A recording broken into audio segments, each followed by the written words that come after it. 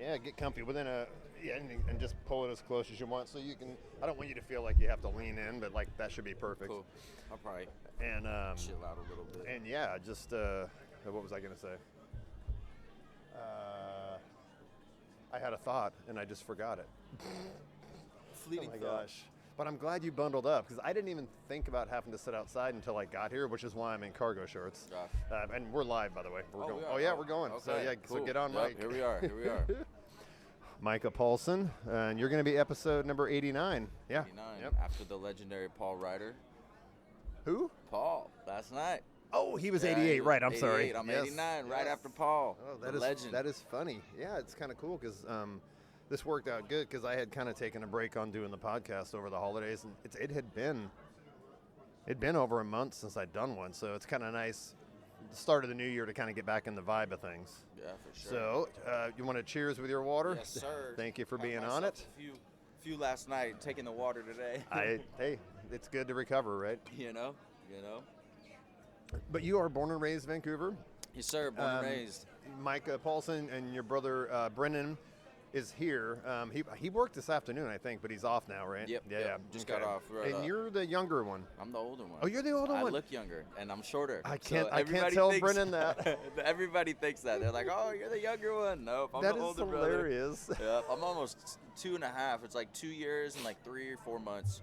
It's like coming up on 4. It's crazy. So yeah, everybody always thinks he's older. And I think we talked about this because you went to Union High School. Yes, sir. What class? 2015.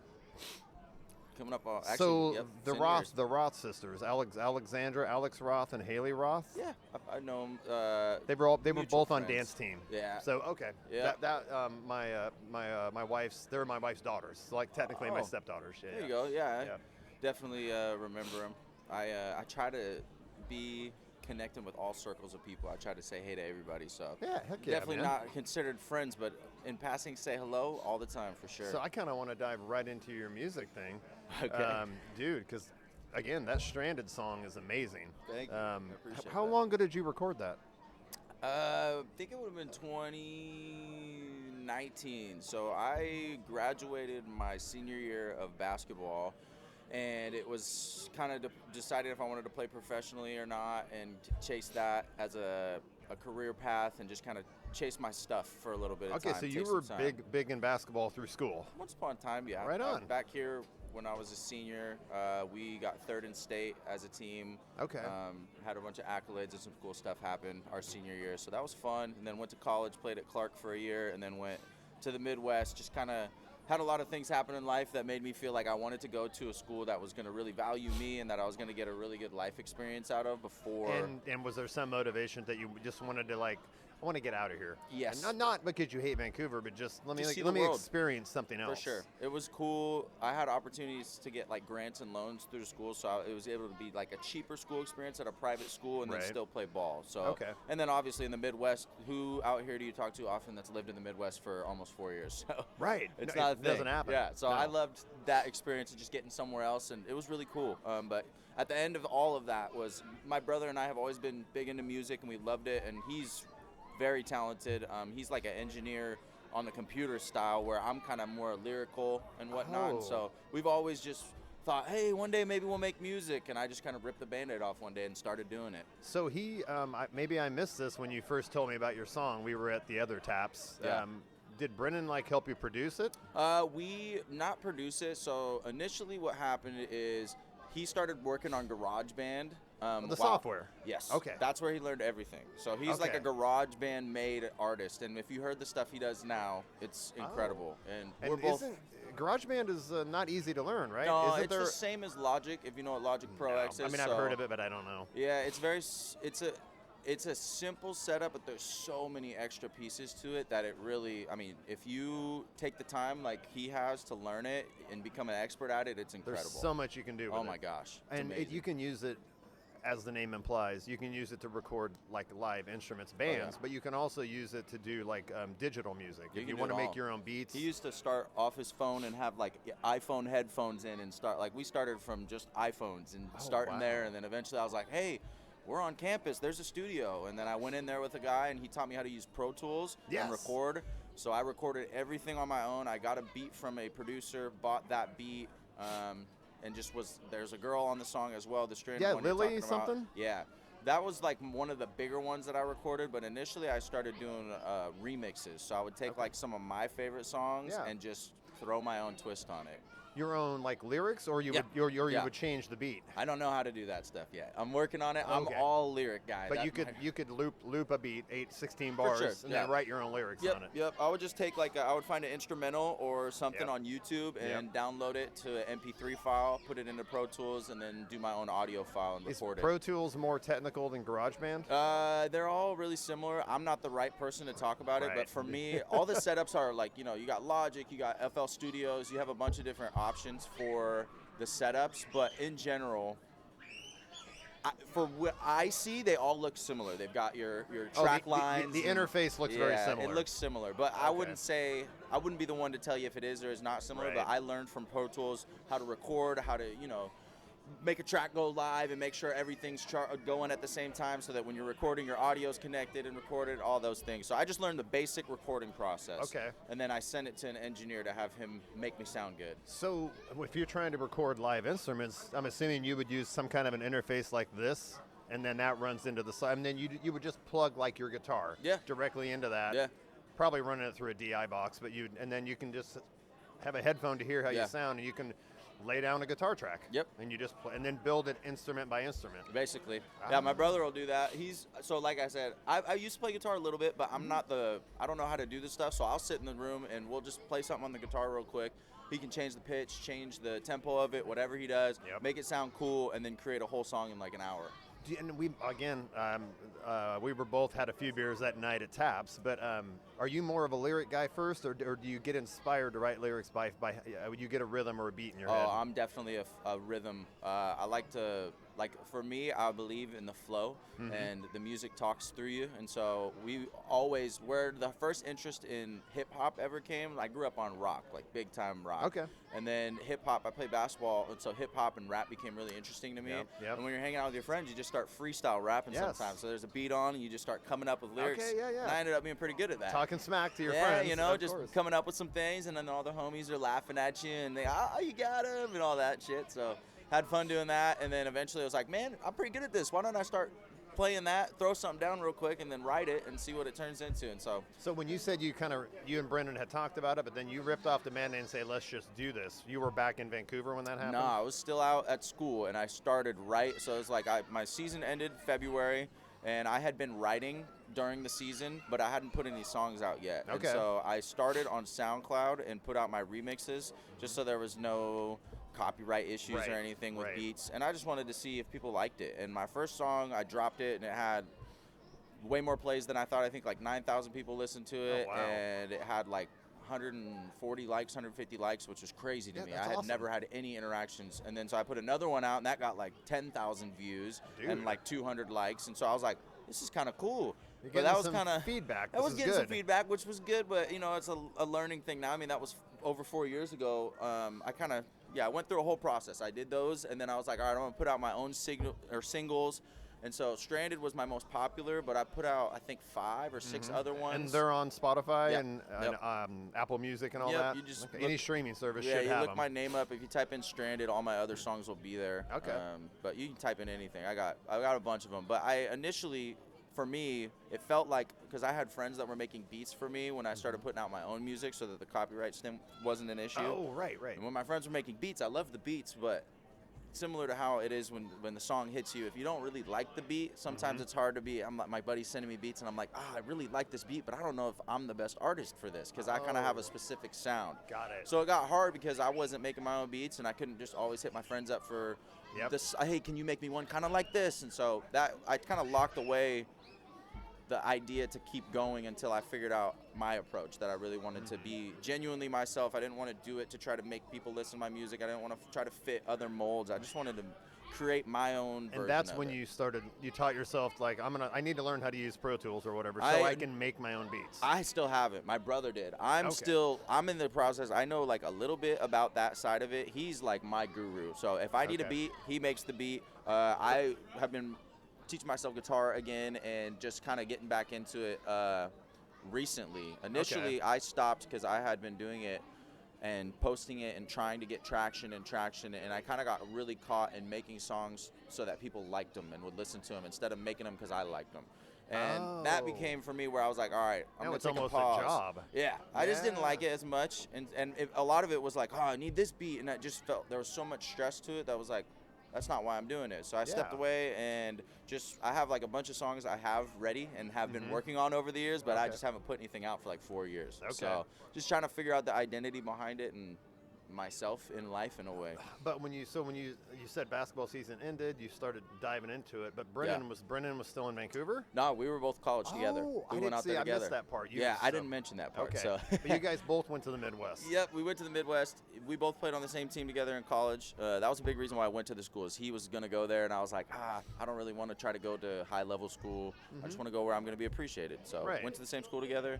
And, he's always been, like, he's the kid that you'd be at the dinner table playing with a knife and the fork, playing a beat. You'd hear him up in the shower. So he's very talented in terms of the instrument side of things. I feel like mine's kind of my ear and my wording. I'm pretty good with my words. Lyrics. Yeah, and I come up with good flows. So things like that. But my skills are more in kind of knowing what sounds good, I would say, where he's kind of like, he can know what sounds good and then create it on any instrument, even ones he doesn't technically play. Like, he'll go grab a piano and come up with a song. Really? He'll just sit down and play, and I'm like, how did you was do that a song? And he's like, nah, I just made it up real quick. He's just drinking a beer, playing on the piano. I'm like, dude, he's very talented. That's something you're born with. Oh yeah, you trust me, I've tried. I mean, I'm okay. I can hear a song and like pick it up on the piano and play it, but he can like make it sound like he's got his own song, and I'm like, wow, that was really cool. What song is that? And he's like, I don't know. No, I threw some chords together and did a progression. Playing around, he'll do it on the guitar. I'm like, how are you doing that, man? Dude, he's very impressive, and he's like the humblest kid about it. So that's why I like to talk to him about it. Yeah, it's actually good. I was just gonna say, even if he was here, he wouldn't talk about it, would he? Wouldn't. No. So let's give Brennan a shout out, man. No, Brennan's our music journey has been a lifelong thing. We kind of had a time where we were both like, all right, let's try and do this. And I went in the direction of putting it out there, seeing how the world responded to it, and he kind of went in the direction of, I'm going to teach myself and master this skill. Okay. So he's mastered the beat making process. He's trying to kind of understand mixing and mastering, but I mean, it takes years to really be so good at all as of an example, Stranded, and then you said you have at least 5 others that are streaming? I do. I have 5 or 6. Were they all recorded at the same studio with the same engineer and all that, or? But 5. If there's 6 of them, then like 4 of them were, and then the last 2 I recorded in Vancouver with my engineer. So I found this engineer through a artist. His name's he's my friend from high school. His name's Matty Fisher. He goes by Kid Indigo. Okay. He's a popular local artist, and he has an engineer. 11 Studios. If anybody makes music, good guy to go to. 11 Studios is the name. Yeah, his name is Zach. He's awesome. Here in Vancouver. Yeah, I haven't used him in a while just because I've been keeping my stuff to myself and trying to figure it out. But he's really great, and so I got in connection with him, and I record at his studio every now and then. Then Brennan and I got to the point where we were like, we'd like to do this out of our own house. So we have a studio set up at our house. Okay. But it's kind of just the silly waiting game, I guess, where we're both kind of figuring out what songs we want to try to push, what songs we want to put together, how we want to finish songs out, change ups, lyrics, things like that. So we're both in a building stage of putting music back out there. Because he hasn't done it yet, and he should. I did it, and I kind of took a step back, and I'm like, let me try it this way. Okay. And so your home studio, is it mainly software based, or do you also have like mixers and you have mics, obviously, but do you have like the nice big studio mixer, or does the software pretty much allow you to do all the EQing you need? Yeah, so the audio or the software interface that we have is it'll do most of it. So we plug it into there, plug the microphone in, and plug the computer into I think it's an external drive that plugs into that, and so it all goes into the same system. Okay. And then his laptop there, and he has speakers right there on the desk. Got it. We got a little corner with the microphone stand, and then foam all around the microphone. You have to do some dampening, right? Yeah. You've almost created a little recording booth. Yeah. Okay. And I mean, I don't know, like I said, I'm not an expert on any of this. I'm learning it, but I've seen artists say that is helpful. I've seen artists say if you have a really good engineer, it doesn't really matter. It depends on, you don't want to be in a room with a bunch of windows or anything, but I've heard so many different, but we try to take all the precautions. We have like foam on the walls, and it's like in a little corner, so it kind of blocks it off. So if there's no sound projecting off, hopefully. That's the key for the baffling or the acoustic foam or whatever is you want to capture the voice on the mic, but you don't want a bunch of sound bouncing off something and reflecting back. Is that kind of the issue? Yeah, it'll make an echo, and I mean, Brennan would. Because obviously you can add echo if you want, but you want to be able to control it, not the room. Exactly. And there's also, I mean, this is once again, these are all things I shouldn't talk about, but the idea is that the sound is all in a box, and you have to make it fit so that when it comes out of the speakers, it's not all of it in one place and it's coming at you and it's overwhelming, or the sounds cancel out. So if you have. And that's where he's trained himself, and there's so many people that are incredible at this, and I would love to start to understand this side of it more. But in general, sound is all in one box. So if you have bass, you got to take your lows, you got to have your lows matching. So if there's a low on a guitar track and there's lows in your bass track, you'll have to take the lows out of the guitar so that it doesn't mess with the bass, so that they can exist in the same box. You got to balance. It's all about balance. You got to have a balance, that's where the talent and the skill and some people, you can teach somebody how to do it, but you have to have an ear for it as well. So there's a lot to it, man. So you have to have the ear to know, even if you know how to make the adjustments in the EQ and all that, you also have to be able to listen to the finished product and say, oh yeah, that's what it's supposed to sound like. And hear the levels and how it balances. Like, oh, that doesn't balance. Yeah, I mean, that's a lot of. Not my skill. I sit in a room with people who do that for me, and I'm like, wow, that's awesome. How do you do that? You probably know more than I do. That's why I'm asking. and I love the minutia of this stuff, the details.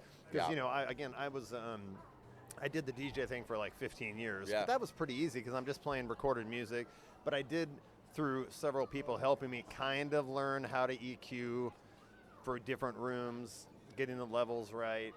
And then I have had some experience, mainly like acoustic guitar things, but I have run sound for live performances, which is completely different. Yeah, but that's a skill too in itself. And it's just all ear though. Yeah. I'm just like, because half the time I didn't know what I was doing, but and I would trust the artist. I'm like, how do you think your guitar sounds? Do you want more low end? Do you want less? Right. Your vocals. You want some more mid range, or what was it? Brighter.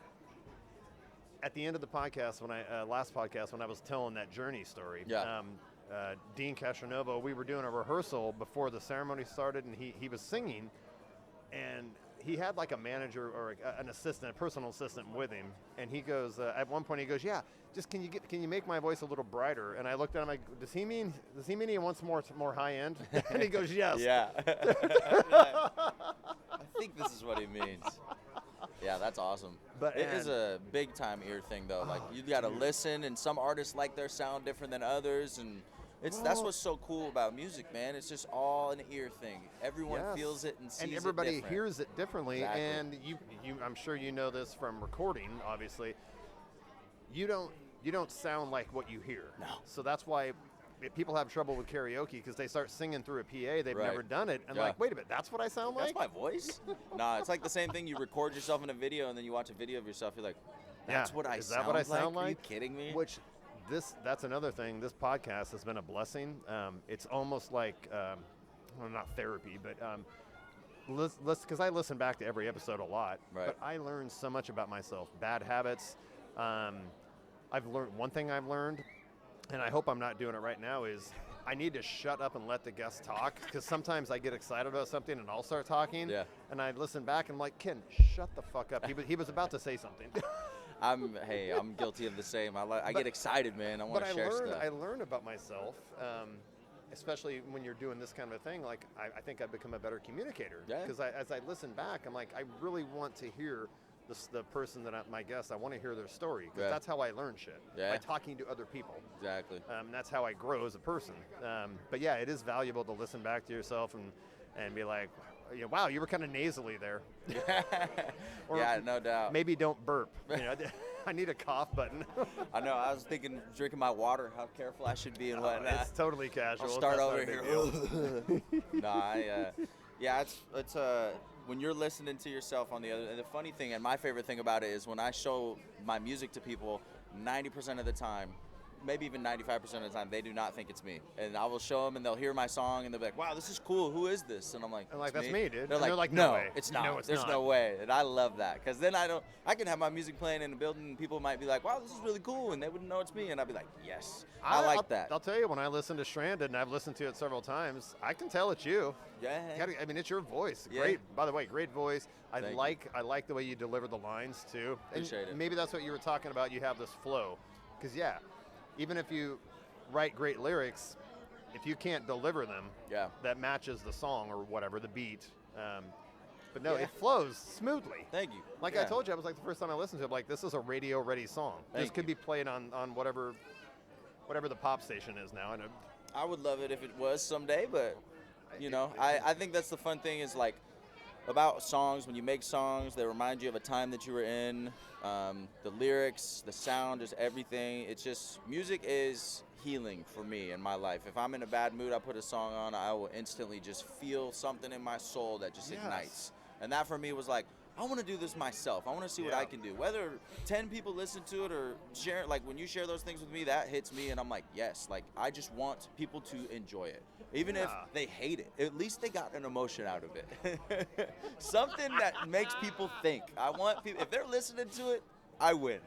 So isn't it weird how music, because again, I haven't written my own songs, but music has an effect. Like it reminds you of a place and a time, or it creates an emotion. Or if I'm having a bad day, I can put on, I know certain songs to go to that will take me out of it. And maybe not everybody is built that way, probably, but like, gosh damn, music is so friggin' important to me. Yeah, me too. It's every hard time or good time in my life, there's a song tied to it or something that I can kind of remember that time, and I think it's the one universal language. You might not speak the same language, but if there's a song going and we both like the beat and the tune to it, we might be, hey, we understand. That's the coolest thing to me. I've been to other places where people don't speak the same language as me, and you're just dancing and you're looking at each other, and that right there is the connection that only a song creates. Not even us. We're just looking at each other, dancing around, and it's like, wow, that to me is the most beautiful, amazing thing.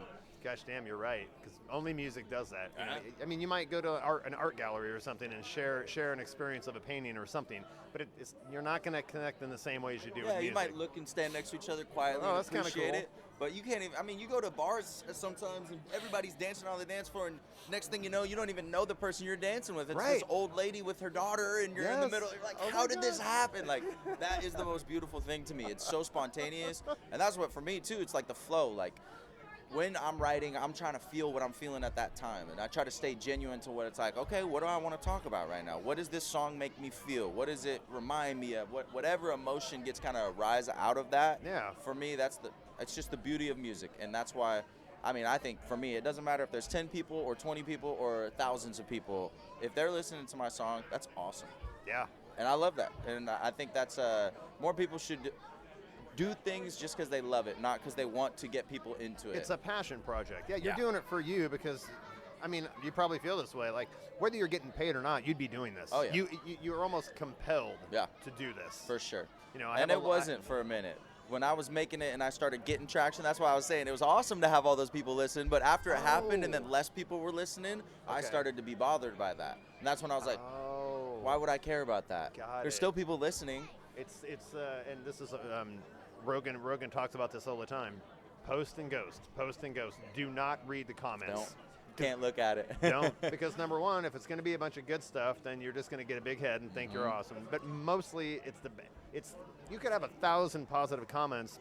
You're going to obsess over the one negative one. So just don't read. Yeah. Don't get in that mess.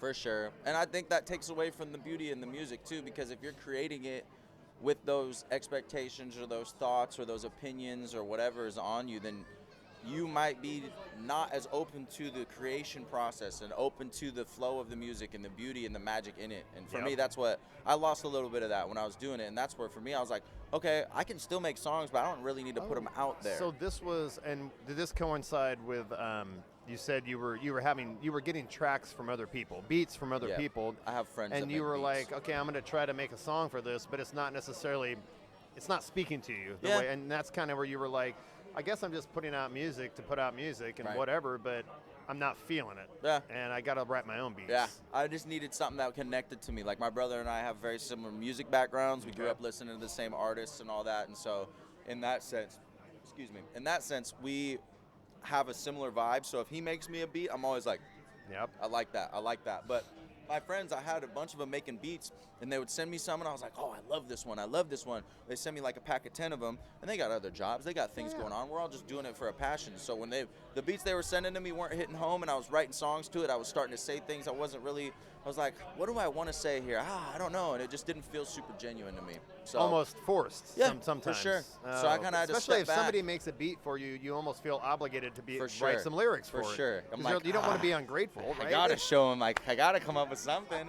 And then you show them something sometimes, and they don't really like what you do, and then you're like, you don't like that? And then you take it. That's just that's what is. I think it was beautiful for me because I was able to see that from an outside perspective and be able to be like, oh, I'm not really making this for all of that. I thought I was when you get 10,000 people listening to a song. Yeah. You're like, wow, this is kind of cool. And so you forget that you make it because you love it, not because of that. So that for me it happened pretty quick. I was doing it for started in 2019, 2020, and then 2021 I think is when I put my last song out. And I had like 5 or 6 other ones that I was gonna put out, but I was just like, I like them for me, man. Like I still got them. My friends have heard them. My family's heard them. Yeah. But Did the friggin' the shutdown, the pandemic, when you were did that actually kind of force you into the studio and you're like, hey, I might as well take advantage of this? Or a little bit. Like a lot of people, it kind of just messed them up and they got off track. But I think my journey has been interesting because I was always a basketball player, so my identity was very much in that. And then when basketball was over, I was like, what do I want to do?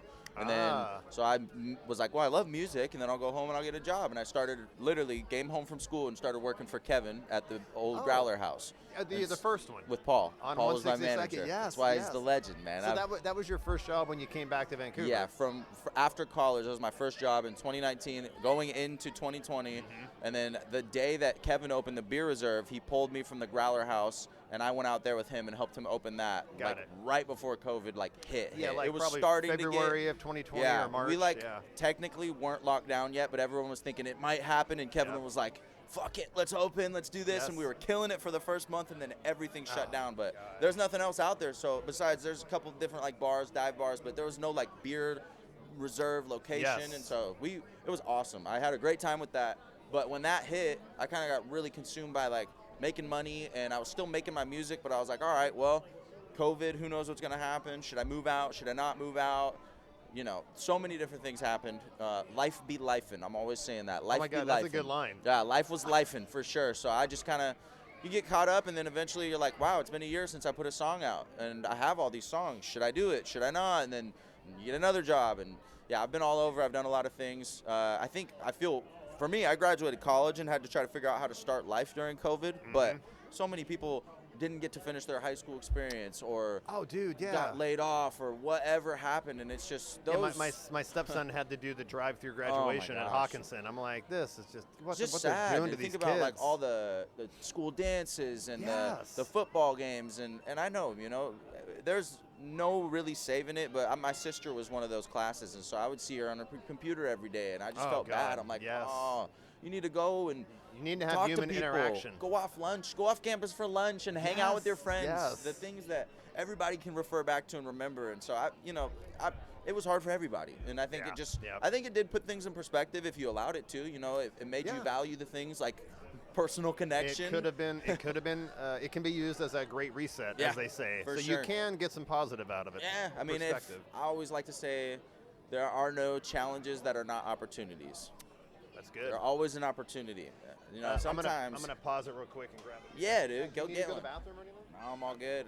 We'll see. Maybe I'll get a beer here soon. Now I know how to use it. Recording again. Yeah. Beautiful. It's so, and I didn't tell you, but the reason I always do a test recording, I had this epic 2.5 hour podcast a long time ago with a great conversation with a friend, and I didn't do a test. After I listened back, the entire 2.5 hours has this really loud hum coming through I must have had a bad connection on one of the audio wires, so I can't use it. Just wasted 2.5 hours. So I always test. I tell you, talking on the music thing again, I've had so many tracks that I've thought I pressed record on No. freestyling, and you're No. like, all right, I'm going to come up with this. And you're like, all right, press record. Boom, you hit it. You think it's recording, and you go, and you're like, wow, I killed that. What was, and it's just It not. was your best take ever, and you didn't record it. I'm a firm believer that whatever will be, will be. So if Right. it didn't record, it must not have needed to be recorded. Oh my God, So- that's a great way to look at it. But it's still frustrating. To be saying you have to be like, I must not have needed that one. I loved it, but okay. That's my my motto, God. to keep myself sane. And then the other dumb thing, and I did a podcast, and I thought I hit pause, but I actually hit stop, so I had to publish it in like 2 episodes. So just little stuff like that. But other than that, I've kind of got it dialed in. But yeah, so again, you and Brennan are kind of working on stuff right now. Yeah, we're working on a little business plan. We have always, like, once we stopped playing basketball, we were like, we got to do this, because so many, I mean, this podcast is for your loved ones. It is the idea of you live one life, and it is a beautiful thing to cherish your loved ones, cherish the life that you get, cherish your skills, all of it. And I think when you go through the day-to-day monotonous flow of life, sometimes you get caught up in the rat race, and you get caught up thinking you're supposed to do this or do that, but you always got to stay true to what you love. And so for us, we promised ourselves before we graduated college, we're like, we have to do this, whether we At least to say you tried. Just to try, and just to do it for us, not anybody else. And so that's we're working on making that push here. He has locked himself in during COVID and lockdowns and everything, and the skills that he has mastered. Like, I have so much confidence in my potential future with it because of him.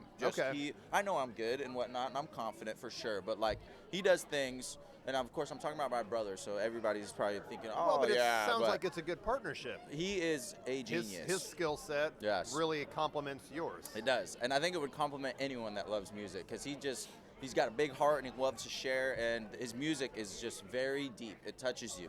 And I'm very picky about my music. So, and I'm really hard on my younger brother. We played basketball together forever. So if he didn't have a good game, I would let him know. So trust me, I'll be hard on him, but this kid can play music. So this dude's good. When you're talking good about him, it's sincere. You're not just shining I will him on. always be his toughest critic and his biggest fan. Yes. So and I won't do the critiquing thing outwardly. I just might not. Right. If he sucked, I might just not mention it. I'd keep it down, but he does not. And for me, we both freestyled and just love music, and we both have like a rock background, like I said, but played basketball, so we love it. We have like I'm kind trying of to think the rock when you guys were like teenagers going through school. Yeah. What were the bands you were listening to before you man. started getting into the music you're doing now? all the classics. Some people who are rock fans hate on them, but like Creed, Nickelback, a big one was Linkin Park. Give me some for Nickelback. I mean, thank God. Chad Kroger's amazing. The whole squad. I love They them. are. They're. I feel like they're finally coming out of being the most hated band in the world. They're getting past that. I feel and like even Creed is because I'm going to go see them with Me this too, in summer. August? Yes, We're getting our Hell tickets. Yeah. We're trying to convince Pops to be okay with the lawn. He wants to get the chairs. I'm cheap. Lawn was only like $60. That's great. Yeah, I'll it's be cool perfect. with that. Yes, You know, I'd get the big screen, get to see Yes. it. But anyway, yeah, growing up, Creed was like a big one. My dad was super big rock fan, but Linkin Park was massive. Okay. Then you go like Puddle of Mud, Soundgarden, and then Audio Slave turned from Soundgarden. It was Chris Cornell's second group. Yes. So just all those, like, everybody hates on them because they're not rock, or Well, people no. knock on Nickelback, but man, it's just- all beautiful music. All they're doing is writing hits. All of those bands. Exactly. All they do is write hit Yeah. songs. You know how fucking hard it is to write a hit song? I do. So don't It's yeah. hard. It's So really hard. So don't hate on them because they do it, man. That's why they're hating. God. And people want to hate. It's a great lyric from an artist that I listened to. He said, "I'd never met a hater with a life that I would trade them." Yes. It's just not. You don't hate on somebody if you're secure and you're doing If fine. you're happy with your life, if you're not miserable, there's no reason to hate There's on no anybody need. else. No need. There's no reason to be hate on or be jealous of success. You know, I mean, obviously, I'm a Patriots fan. I just So you probably get a bunch of flack. I just respect the talent. I'm sorry, Brady was the friggin' best. Now Belichick So- knows how to run a squad, man. Yes. He's a great coach. And I'm just like, you should appreciate success and excellence when you see it, because it doesn't come along that often. No doubt. I think it is encouraging to see others do it, because then it means it's possible. It's inspiring. Why not? Let's Yes, go. And it kind of makes me want to work harder. Yeah, me too. I definitely get inspired by those things, and I feel if other people can do it, then how can I not? Even if it's, I mean, it's different when you go to sports. You got guys like Brady who just, they're geniuses. But, I mean, at least I could try and have a good time with it. Why not try? So, absolutely. Yeah, that's in terms of the rock groups, those are the groups. But I love them all, man. There's so many more I could list.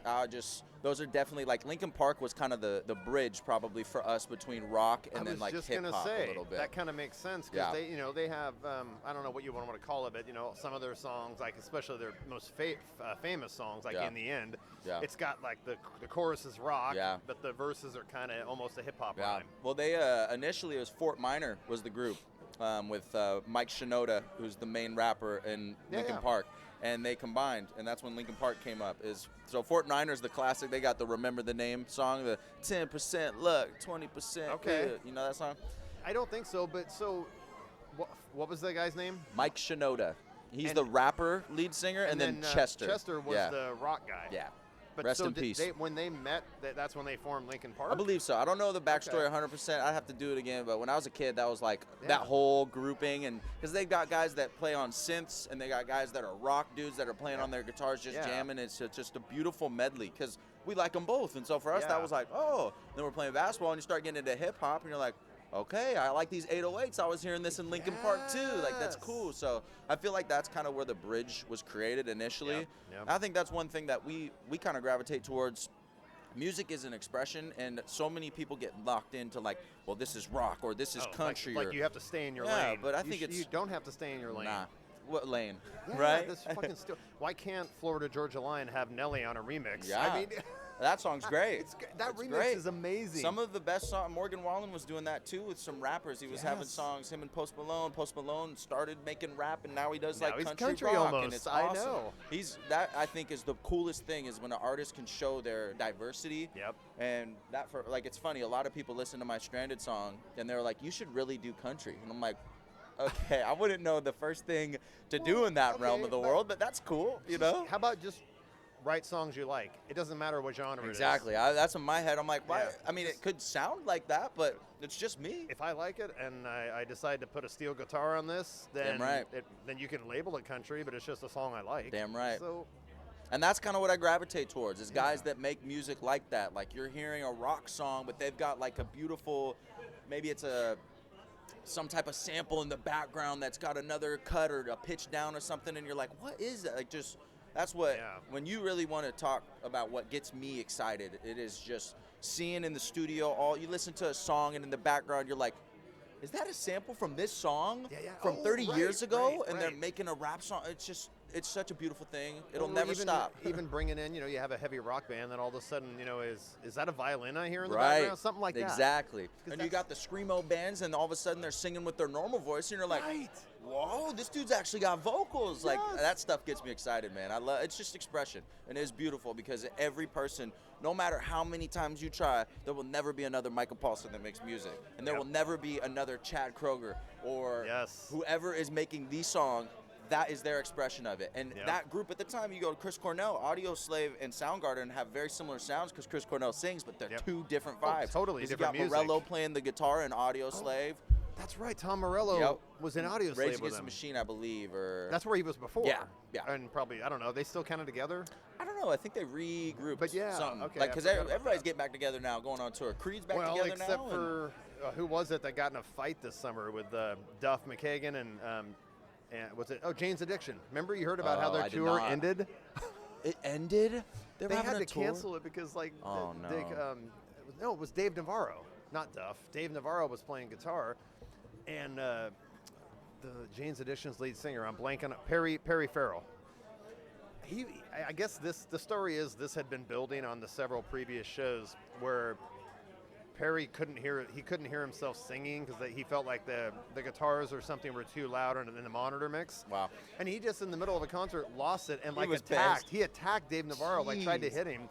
So they stopped the show and then just canceled the tour.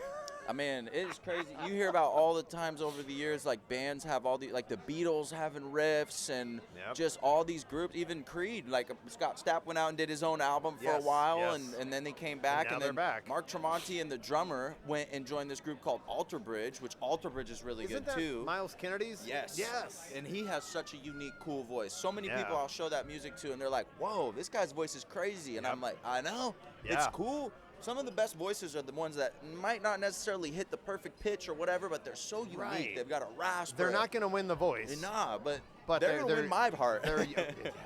I'm into that stuff. When I hear that, I'm like, okay, this guy's different. Well, so that's a great example of. I've listened to a ton of Nickelback interviews, and obviously I watched their documentary. I've heard Chad Kroeger talk about it. He's like, so many people give him shit because of his voice, and he's like, look.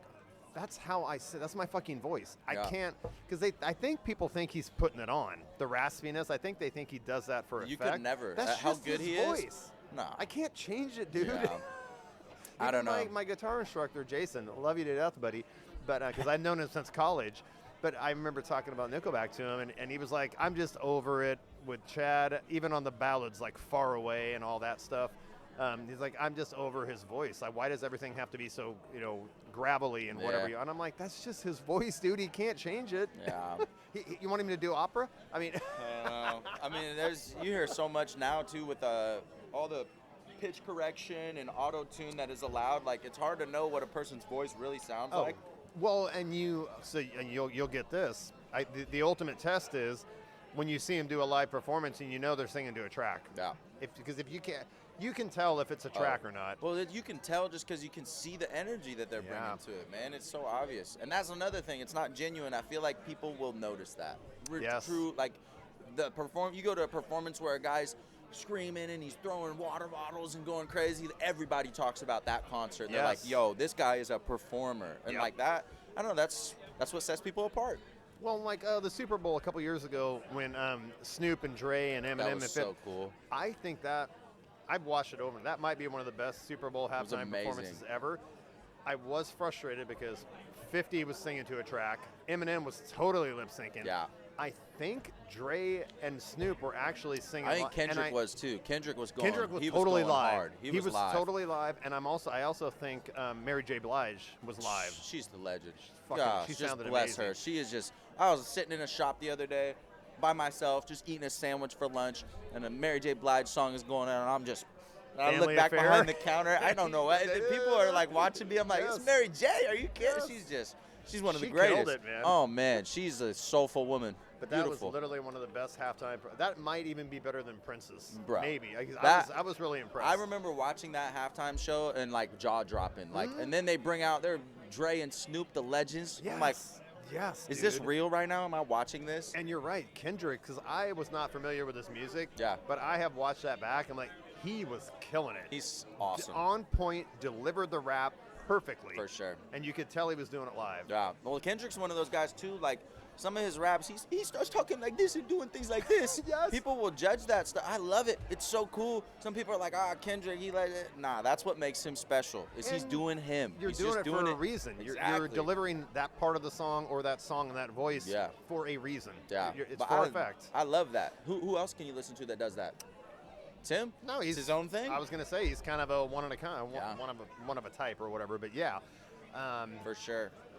So you don't even have to share too much about it. But you said you and Brennan are kind of have a business idea you may be working on. But if you don't want to give anything away, that's it's in general we both have always wanted to kind of piggyback off of one another. We create music a lot. If I'm making a song and he's not even on it, I will still have him in the room in the studio. I will show him before. So every song that we've ever created, we have a hand. It's a collaboration. Yeah, I would say I have like a finger in there, and he's got like a hand in mine. Okay. He's just so knowledgeable on things, so he could tell me, oh, hey, maybe turn the reverb down on this, or try this, or ask him to do this. And so I'm like, yep, you let me know, man. And so it's just kind of one of those things where we've always piggybacked, and he has been working for so long, but has kind of worried or struggled with the same thing. Is like, I want it to go out there, but I want it to be like, you can't put as much time into music and go all in without people doubting you and without people being like, are you sure? Like, that's not a real job. That's not a real thing. And it's Oh like, my it God. doesn't need to be, but Any artistic venture you try to Right. go on, they're going to question you. exactly. They probably, even if you even mentioned to somebody that you had thoughts about, maybe I'll try pro basketball, maybe I'll do Europe Oh, or yeah. whatever, they were like, really, dude? Why don't you get a job? Time to get a job, right? Yeah. Well, what and is it about that? I think we are programmed to look for things to give us value, unfortunately. And stability, maybe? Maybe. And Yeah. I mean, you got to have money, unfortunately. Right. So, and that's what people always need, something to give them value, because they're fearful of if they don't. Like, if you don't have money or if you don't have a job, do you have value? Will people respect I me? see what you're saying, And for right. me, I'm like, I have a dad. My dad, of course I have a dad. My dad has been a police officer for 33 years. And that's right. A lot of people have different opinions about police officers and whatnot, but I've lived with one my whole life. I did it for 8 years. Yeah. I mean, we talked about this. I remember you mentioned that.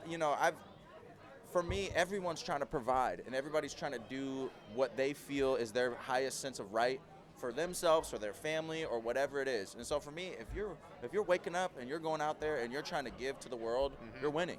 A lot of people live in lack, I feel like, which isn't necessarily, it sounds like lack, oh, you live in lack, but it's a fear-based mindset where it's, if I don't have enough, or if I don't have this, I don't feel this, or if I woke up and my day started like this, I'm gonna feel sick and not good the rest of the day. And so for me, that's where I think I'm so proud of him for taking the time to stay in his own corner, and I'm proud of myself as well for stepping back and being able to kind of work on it and evaluate from a standpoint where we want to do it for us, and our goal has always been to do it together. And so we will just kind of basically come up with a record label studio to kind of put all of our content through, whether that's merchandise. That's why I wanted to get to know about your podcasting at some point. We would love to put things out there, just an open platform for people to talk and be real. And music, obviously, one of our artists, one of my favorite artists, he has this thing called Only Steve's, which is like an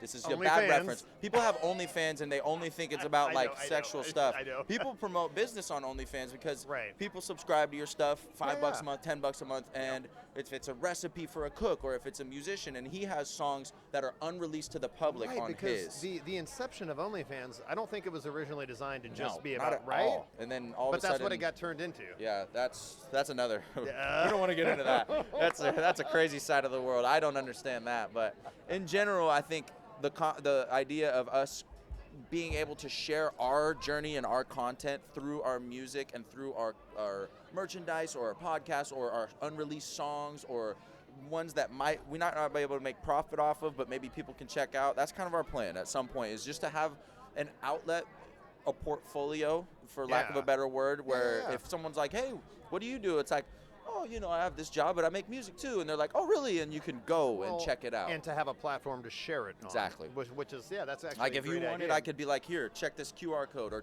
this website or something like that. You have a YouTube channel, which it's free. So it's like, I also, for the first 40 or 50 episodes, I also was paying a hosting service called Buzzsprout to put it on Spotify and Apple Podcasts. Right.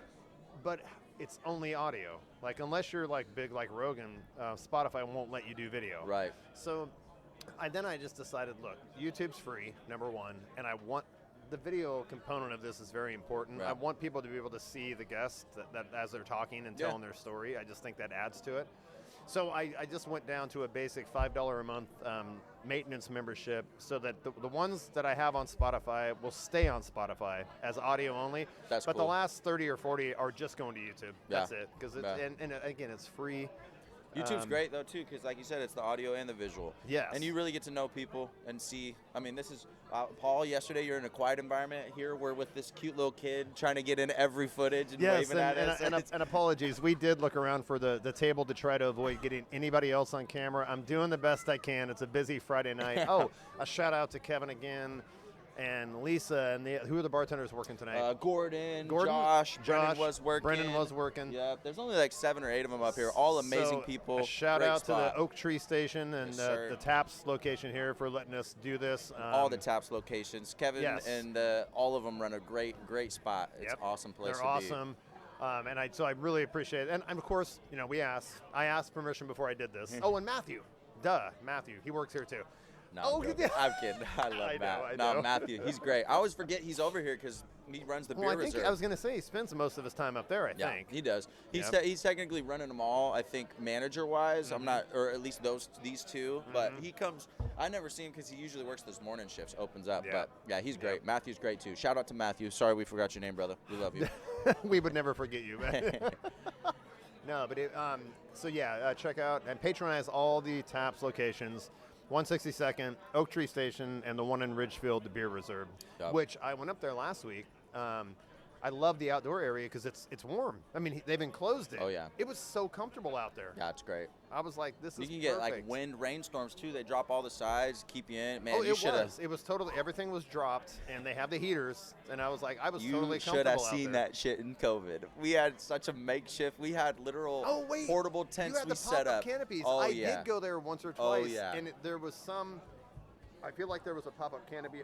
Was it on the sidewalk in Yeah. front? So that was one time there was like out front because the side we were redoing it and doing construction, so we got passed to be able to put it in front because when it was COVID, we couldn't have people inside. You had to take up whatever space. We had to be. We could not be open, and so we were even, like even the other Tap, the original Taps location, we're setting up the pop-up canopies in those parking spots in front. I remember going out there, and like if I showed up, like poor Paul would have to come out and turn the propane heater on. Oh, no. But if nobody was out there, he wouldn't waste the propane. But Yeah. I was like, sorry, Paul, I want to set out there, and he's like, okay, I'll come turn it on. Yeah, no, it was was mad strange respect for times. Kevin. That man did not take no for an answer. Respectfully, it's not like he was ever like, nah, I'm not going to take it. But he's starting a business in the middle of COVID. And that's the one thing I will say is COVID definitely made businesses Oh, it killed so struggle. many. And so many people lost money and lives. And it's just, it's a frustrating thing when you put so much time into a business and that starts happening. So Kevin was like, we got to make something work. We're going to push through We're this. abide by the rules, but we got to make money. Whatever I have to do, whatever Exactly. accommodations I have to make. And man, did he figure it out. And then did. gave enough time, and now you got a beautiful spot outside where if it ever were to happen in any face or situation again, we got an outside setup already. You already know how to do it. But then also beautiful. in summertime, that whole outdoor area is Dude, amazing. It's great. Yes. That place is perfect. It is it's definitely building up.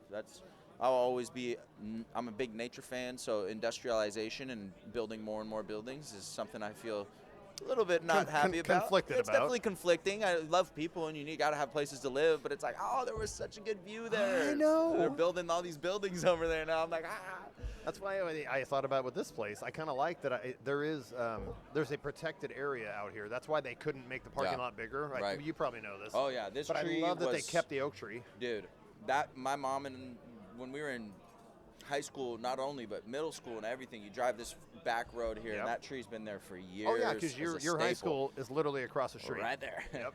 Which is sweet. Good old times. I would have loved to have this for a lunch vibe back in the day. Right? Can you imagine You had to drive to Wendy's, and everyone was going to Wendy's, so you'd just be God. packed up waiting for you.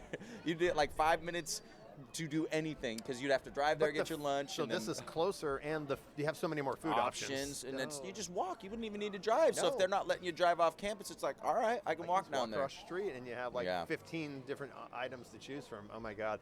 Although shout out to that Wendy's because it is owned by my good friend Sean. He owns like four Wendy's LeBlay? in town. Yeah, Sean LeBlay. Yeah. You know. I worked for Shannon reffing when I was growing up. That's right. Yes. With I forgot what the basketball thing. Shots. Hot Shots. Yep. Thank you.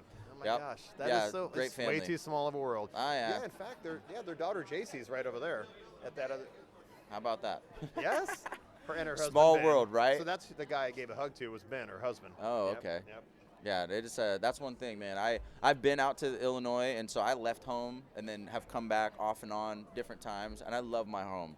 But every now and then, when it's 10 years removed and you see somebody, you're like, wow, we're still here? Like, okay. And you're like, I mean, it's not bad because I love this place, but it definitely, it starts to be small town vibes when you're doing that. You're like, oh. I think you have although, you're from here, so I have a different perspective, but like my hometown is Canby, Oregon, which is just south of Oregon City. Oh, yeah. And it was obviously very different when I was there because I went to high school in the 80s. I'm old. Newsflash, I'm old. A little bit older than Micah. But I have no desire. I had to get out of that town. Yeah. I still have friends and I go back and visit and stuff, but I have no desire to live there. Yeah. Although I kind of feel like I like Vancouver. I've only been here amazing. since 2013, but I freaking love it. Yeah, I really love it. I feel like this, because I've been to the Midwest, and big reason why I did that as well, kind of what you were saying, it was like, get out of here, try something new. See something else. But it did give me perspective, and it made me see how beautiful. You go to the Midwest, summers, humid as crap, winters, negative 10 degrees sometimes. Yes. If you've never been in negative temperatures, I don't want to hear you complain about the winters out here. 20 degrees is nothing, okay? When you walk outside and your eyelashes are freezing from the tears in your eyes. You're like, when you inhale, your lungs freeze. It hurts, man. You got to cover everything. That is different. So it's so funny. It would give me perspective. Just our winters, our summers, everything's mild out here. We've got the coast an hour and a half that way. Got the mountains if you want, an you hour go to and a half. California down south. That's great. You go up north. You got Canada a little bit away.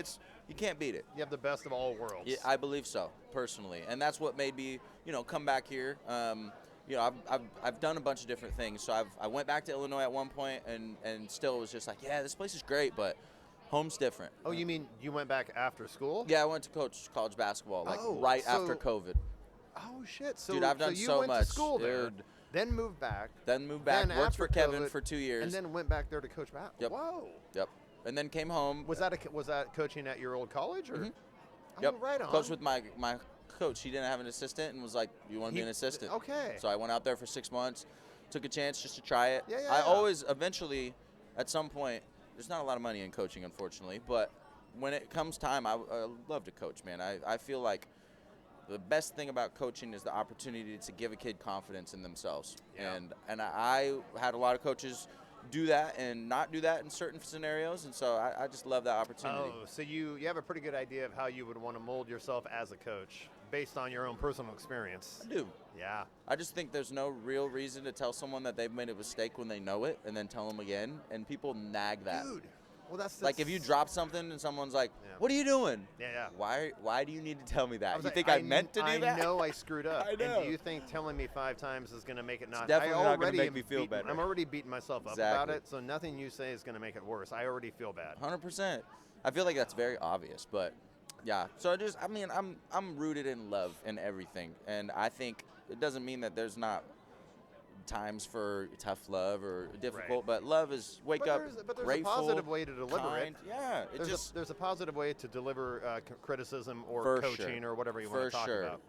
You can definitely take the time to not yell very quickly and just get frustrated. It's like, hey, why do you think you did that? What's going on? Yeah. And then it changed. That kid is never going to make that mistake again because now they know why. And Well, and you relate it to, so like, what were you seeing on that? Right. I don't know that much about basketball, but it's like, why did you make that pass, or why did you set that screen there, Yeah. or whatever? Why didn't you clear out? It's like, ask them to explain it to themselves, and they'll probably realize They're their like, own mistake. "Oh, They'll realize their own exactly. mistake For instead sure. of saying, "God, you're running lines."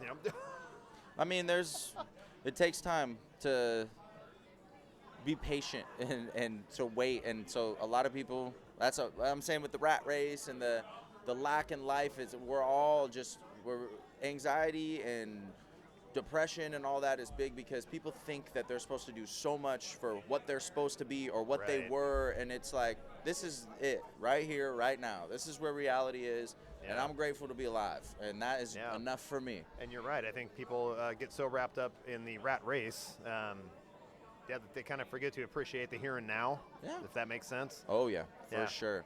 I mean, I've been guilty of it myself. I try to catch myself on it as much as possible. It's hard. It's very hard. I say it, and I'm saying, like, yeah, people get caught up in the rat race. I've been caught up, too. Oh, yeah. Definitely. I think it's a common thing, but being aware of just, like, the possibilities of life and all that is it's special when you can see above that for me because like I said, my dad's a police officer for 33 years. He worked his butt off and is retired now and did a good job. I was going to ask. He's finally He's well retired. earned. Well earned. He's He's loving retirement, and now I'm like, man, what do you want to do? Like, you committed your whole life basically to us and taking care of us and all that. Hey, buddy. Cheers. Yeah, please. 17. Thank you, man. You might blow it for me. I'm trying. Yeah, though he did such a good job, and I'm so grateful for what he did. But I think it also showed me that he didn't really love his career. He loved giving, but it's a Okay. hard career, man. You're Oh, it going out is. there all day. He's working Oh my God. graveyards. Well, and you're under such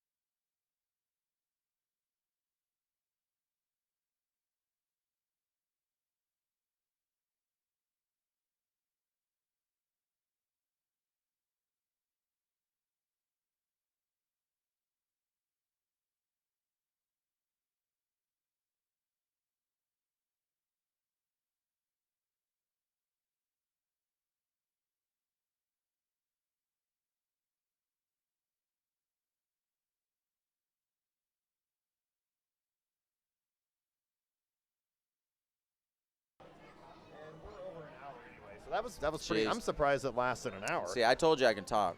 Dude, that was awesome. Again, Brennan was moving his coffee cup, and he got inspired by hearing the spoon clink. Yeah, the spoon clink, and then he turned it into Thank you, man. it into a beat of a hi-hat. Yes. Just tink, tink, Very tink. inspiring. So yeah, this again, I appreciate you doing this. Oh, yeah, this was brother, the first time I appreciate you, man. tried. Oh, a shout out to my uncle Oscar who bought me this battery pack for Christmas a few years ago. So thank you, Oscar. It actually worked really well, especially now that I know not to use the power strip on Yeah. it. If I hadn't plugged that power strip in, it probably would have been full. So, Yeah. So all right. Cool, Great brother. I podcast, appreciate dude. you, man. Yes. Yes, sir.